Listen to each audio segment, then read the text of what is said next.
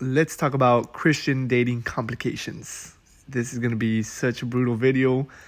And before we begin, I want to emphasize this, that whatever we do, anything that we do, all the glory should go to God. With that in mind, let's talk about the realities of what dating is.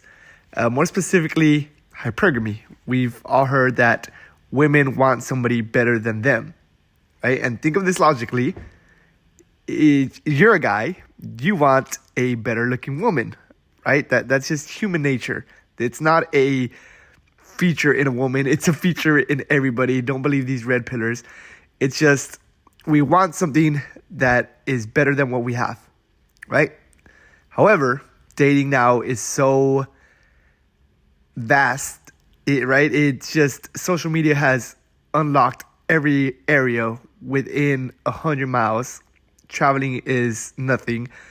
So everything's super hyper competitive, and hypergamy, right? The fact that we want somebody better has taken on a whole new level. And that should frustrate you, because if you're anything like me, you're a good, decent man, you have good values, you're honorable, you have a good paying job, and you'll do anything for your woman, right? However, women want somebody better. That's the form of hypergamy. And this brings me to the concept of the parables of the talent. So remember what we said. All the glory, everything that we do goes to God. And that's because God is glory, right? He himself is holy. He himself is good. And he himself gives the talents. He gives all the virtues. If you're smart, that comes from God. If you're strong, it comes from God. So with this concept of hypergamy, how come there's just some guys who are genetically predisposed to get all the women, right? They're naturally charismatic, they're naturally attractive, they're naturally strong, naturally athletic looking, they're naturally intelligent.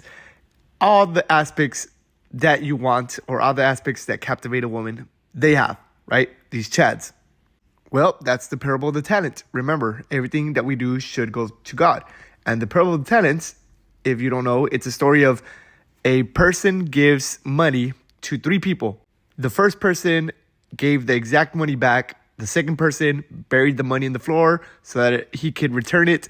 And the third person earned more money with that money, right? And this is supposed to symbolize that whatever God gives you, you're supposed to do more with it. You want to be that person who works harder for the glory of God. Applying this logic towards the dating scenario is the same thing. If you're lonely, ugly, and unwanted, then give glory to God. There's something else you can do. If you're attractive, you're a Chad, you can get girls, give glory to God. Make sure you respect him, follow the rules that he made, don't lust, have a wife. And now, if you think this is unfair because God gave some people things that you want, and God made you genetically disadvantaged, and you even take this a step further and you kind of have this resentment towards God of like, how come these degenerates, how come these people who aren't loyal to God, how come they get better things than you do, right? They still get the girls, they still get the money, they still get the charisma, and yet you who are loyal to God don't. How does that happen? Why does God allow that? And read the book of Job. It is a great book, short read. I think it's 30 chapters long, like 48. A man who lives such an unfair life, and God tells him, too bad. Everything I do, you should still give glory to God. And as a reader, you should feel unfair. You should feel like, no, that's not right. This isn't the way it should be. And to some point, I get that, yes. But you can always find the good within the chaos. And the last 2 chapters of the book of Job, God confronts Job and he tells him straight up, where were you when I laid the earth's foundation? Tell me if you understand, right? You're nobody. God gave you life. And yeah, it might be a harsh life, but he still gave you life. There's still happiness to be had in it. And Job 38:12, have you ever given orders to the morning or shown the dawn its place, right? We are specks compared to this universe. We can't even govern ourselves, let alone govern a intricate system as a societal collective. So yes, hypergamy exists, and yes, we're not chosen to do that. And even if we had that disposition, we should still follow God. However, that wasn't what we've been given. And if you're living this sort of miserable life because you don't have a girlfriend or because there's no good girls out there, sort of where I'm at in this stage of my life, then just remember, all the glory to God, no matter what. And I get it, it's harsh, it seems unfair. There is no more societal constructs, right? There is no more shame of women for being promiscuous. There is no more accountability in terms of what a relationship is. Situationships are a byproduct of this volatile dating environment. Promiscuity is rampant. People are disposable. Everything's such a game where we're pretending we don't like each other until we fully commit.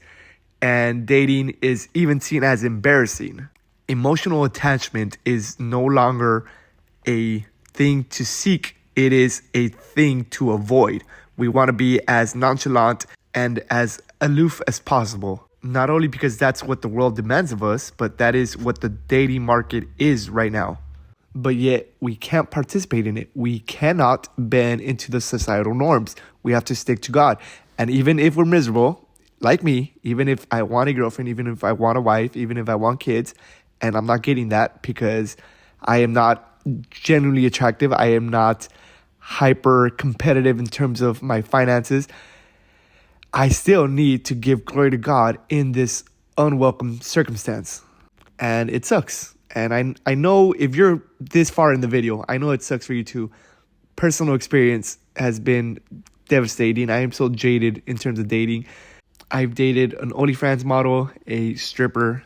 I've dated someone who's such a genuinely bad person, but because she looked pretty on the outside, I still gave into it. It's bad out here, and yet I should have stuck with God. I shouldn't have done that. And now I'm stuck in this situation where I can't find a good girl because I've been given these lies on how to manipulate girls, and no good girl kind of wants that. And so I'm stuck where I belong, and I still need to give glory to God. Just know if you're stuck and you want to participate in all this promiscuity, you want to participate in the partying, you think this life is glamorous, remember Romans 12. Don't conform to this world, but renew your mind. And if you feel like participating in these degenerate actions, then remember 1 Peter 1:15. But just as he who called you is holy, so holy in all you do. Behave in a way that's holy to God. And of course, remember, if you think life is unfair, like I thought, then read the book of Job. Who are you? You're nobody. You have not given instructions to the morning star.